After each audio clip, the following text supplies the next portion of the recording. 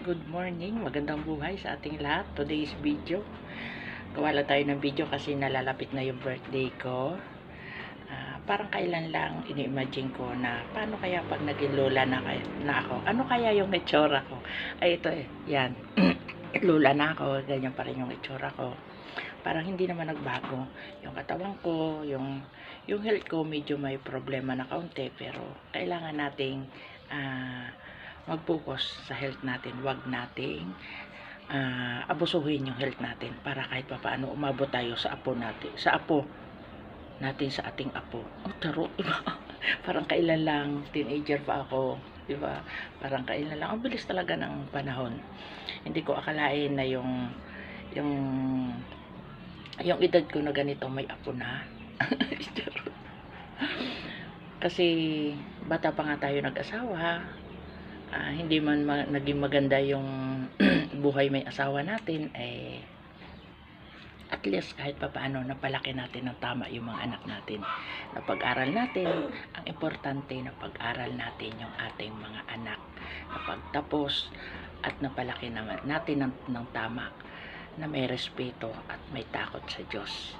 Isa yon sa sa proud ako siguro na kahit na single mom ako, napalaki ko talaga sila ng tama. At naging matatag din sila dahil nakita nila kung paano yung hirap ng buhay namin noon para lang mapagtapos ko sila. Dahil talagang proud ako kahit na mag-isa lang ako, napagtapos ko sila. At ngayon nakita ko kung paano sila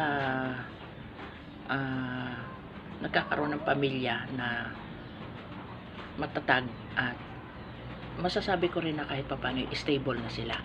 Kaya siguro focus na lang muna ako dito sa mga anak ko na hindi pa nakakapagtapos, at focus na rin muna sa health. Kasi pagka nagkakaedad tayo ay doon naniningil na yung mga inaabuso natin yung katawan natin noon, kabataan pa. Kaya sa mga nagkakaedad, ingatan po natin yung ating health. Huwag tayo rin masyadong matakaw. Charot. Nagkakaedad tayo, mabilis lang yung panahon, kaya kung kaya nating ingatan yung ating sarili at yung lalo na yung health natin, ay ingatan po natin para abutin pa natin yung maraming apo pa. Charot. Good luck sa ating lahat, at thank you so much. At good luck sa nalalapit kong birthday. Malapit na yung birthday ko. Ilang taon na kaya ako? Oh my goodness. Ay, charot. Lula na. Stay healthy lang tayo lahat. At love you all. Thank you for watching. Love you.